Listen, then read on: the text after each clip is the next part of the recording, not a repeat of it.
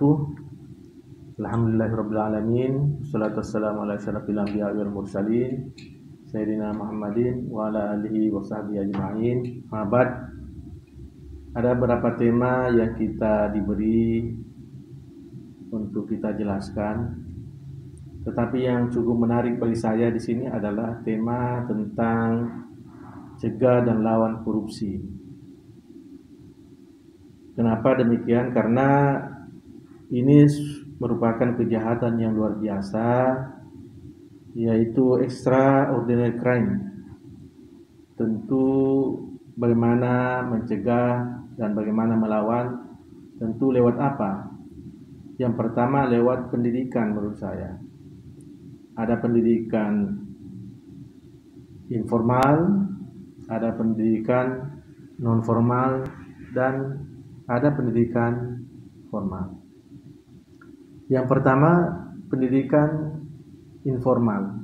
Pendidikan informal ini letaknya di mana? Letaknya di keluarga, pendidikan keluarga.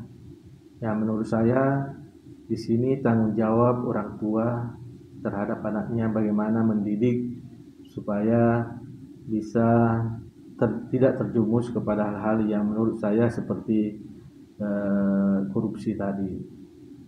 Bahkan dalam ajaran Islam, sejak usia atau bahkan masih dalam kandungan itu sudah memberi pembelajaran bagi bayinya. Artinya apa? Tidak memberikan makanan dari hasil korupsi untuk bayi yang dikandung.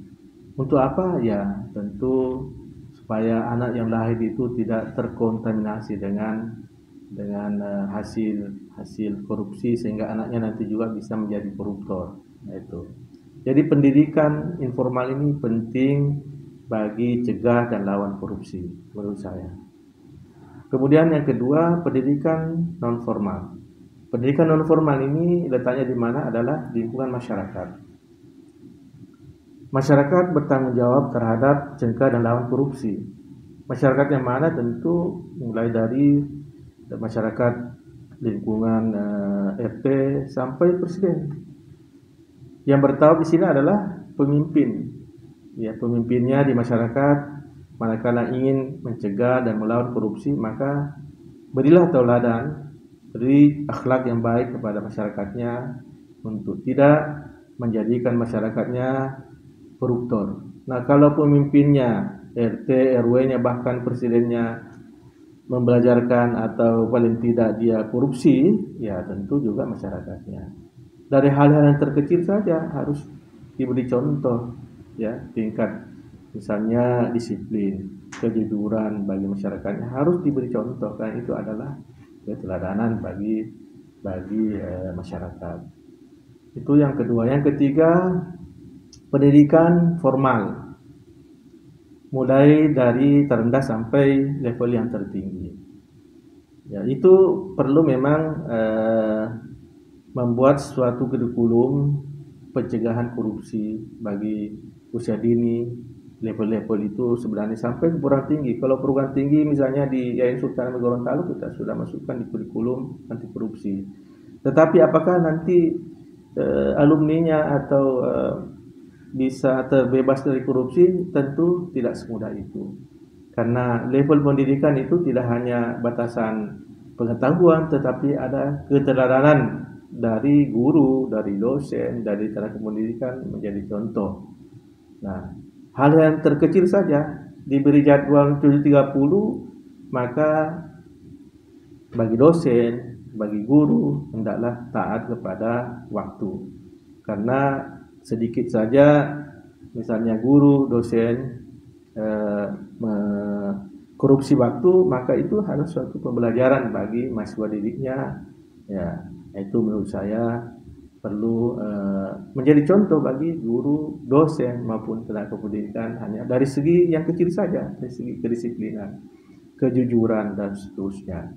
Nah, ini menurut saya bagi level perguruan tinggi, bagi dosen, ya, bahkan level dari terendah kepala sekolah, ya rektor, ya dekan, itu menjadi contoh bagi mahasiswanya, manakala betul-betul ingin mencegah mahasiswanya dari hal-hal yang berbau korupsi, baik korupsi waktu dan korupsi yang lain-lain.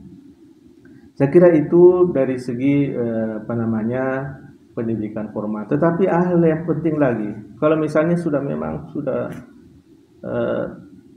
dilakukan kegiatan pencegahan korupsi ini dengan baik, melakukan korupsi, tetapi masih ada yang melakukan korupsi, tentu ini tidak lagi yang namanya pendidikan, tentu harus melalui yang namanya penindakan hukum. Di sini sanksi berat bagi pelanggar yang koruptor, hukumannya harus berat, tidak hanya penjara 1 tahun 2 tahun, tetapi harus bahkan ada suatu negara misalnya di Cina ya hukuman mati.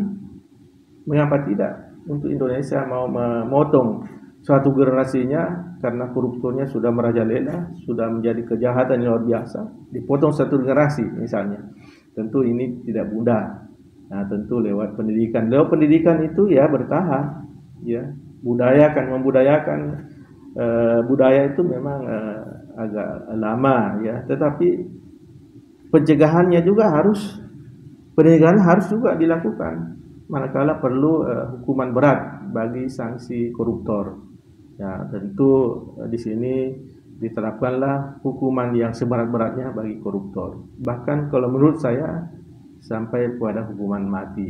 Ya, ini bagi saya bagaimana mengurangi, bahkan bagaimana mencegah dan melawan korupsi di Indonesia supaya kita terbebas dari korupsi dan Indonesia menjadi negara yang maju. Karena kalau banyak koruptornya, maka Indonesia tidak akan bisa maju, baik itu dari segi pendidikan, ekonomi, politik, dan seterusnya. Demikian, makasih. Assalamualaikum warahmatullahi wabarakatuh. Cegah dan lawan korupsi.